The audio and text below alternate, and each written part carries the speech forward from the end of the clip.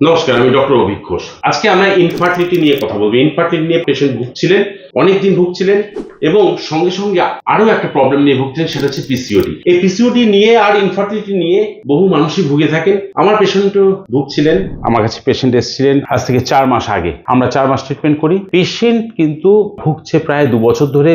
হসপিটালে গেছেন, ট্রিটমেন্ট করেছেন, অ্যালোপ্যাথি ট্রিটমেন্ট হয়েছে, হোমিওপ্যাথি ট্রিটমেন্ট হয়েছে, কিছুতেই বাচ্চা আসছিল না।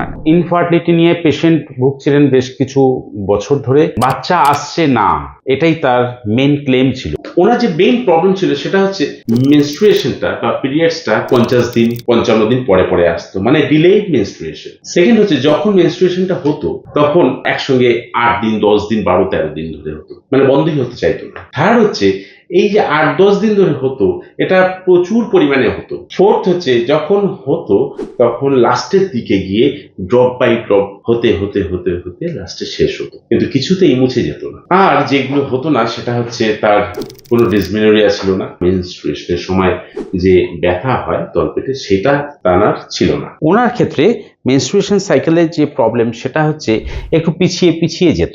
2 নম্বর ছিল হচ্ছে প্রচুর ব্যথা, যে ব্যথাটা কোনো ক্রমেই না অ্যালোপ্যাথি না হোমিওপ্যাথি না কেউই কন্ট্রোল করতে পারেননি, যে কারণে এর এফেক্ট কিন্তু বাচ্চার উপরে এসছে বা বাচ্চা কনসেপ্ট করার উপরে এসছে। মেন্সের কোয়ালিটি ছিল খুবই কম, scanty menstruation, reddish scanty menstruation আর পিছিয়ে যাওয়া ডিলেড মেনস্ট্রুয়েশন। এর সঙ্গে পেশেন্টের লিউকোরিয়া ছিল বা সাদা স্রাব ছিল। এনার সমস্যা ছিল অ্যামিনোরিয়া বা ইরেগুলার মেনস্ট্রুয়েশন, অনেকটা পিছিয়ে যাওয়া। মেন্স একটা মেন্স হওয়ার পরে বেশ কয়েক মাস পিছিয়ে গিয়ে আবার মেন্স হচ্ছিল, মানে ডিলেড মেনস্ট্রুয়েশন। এর মধ্যে আরেকটা পয়েন্ট ছিল, সেটা হচ্ছে লিউকোরিয়া ছিল বা হোয়াইট ডিসচার্জ ছিল। এমতো অবস্থায় ইউএসজি করে দেখা গেল পিসিওডি আছে, ওভারিয়ান সিস্ট রয়েছে, 2 ওভারিতেই মাল্টিপল সিস্ট রয়েছে। আমার কাছে আসার পরে আজকে 4 মাস পরে পেশেন্ট কনসিভ করেছে। ইনফার্টিলিটি নিয়ে পেশেন্ট যে আমার কাছে এসেছিলেন, আপনার আগে কটা বাচ্চা ছিল? একটাও বাচ্চা নেই। একটাও বাচ্চা হয়নি। বিয়ে কবে হয়েছে? 2 বছর। উনি প্রথম দিন থেকেই প্রায় চেষ্টা করছেন, কিন্তু এখনো পর্যন্ত হয়ে উঠেছিল না। তারপর আমরা চেষ্টা করাতে আজকে হয়েছে। আজকে টেস্ট করে দেখা গেল বাচ্চা এসছে। লাস্ট মেনস্ট্রুয়েশন হয়েছে জানুয়ারি মাসের 4 তারিখ, আজকে ফেব্রুয়ারি 18 তারিখ। তো এখন প্রেগনেন্সি পজিটিভ দেখাচ্ছে।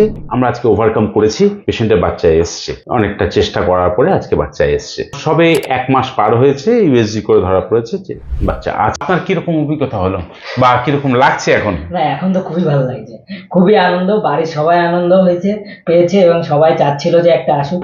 সেটা আপনার ইচ্ছা, যাই হোক, এটা তো সিম্পল ব্যাপার। আমরা তো আপনার কাছে এসে খুবই, মানে কি বলবো, মানে ভাষায় পাচ্ছি না যে আমি এতটা খুশি হয়েছি। এইভাবে আমরা একটা ইনফার্টিলিটিকে কন্ট্রোল করতে পেরেছি। বাচ্চা আসছে না বলে যে মায়ের একটা অ্যাগনি, একটা উদ্বেগ কাজ করছিল, সেটা আজকে মিটলো। এটাই দেখাতে পারলাম। নমস্কার, ভালো থাকবেন।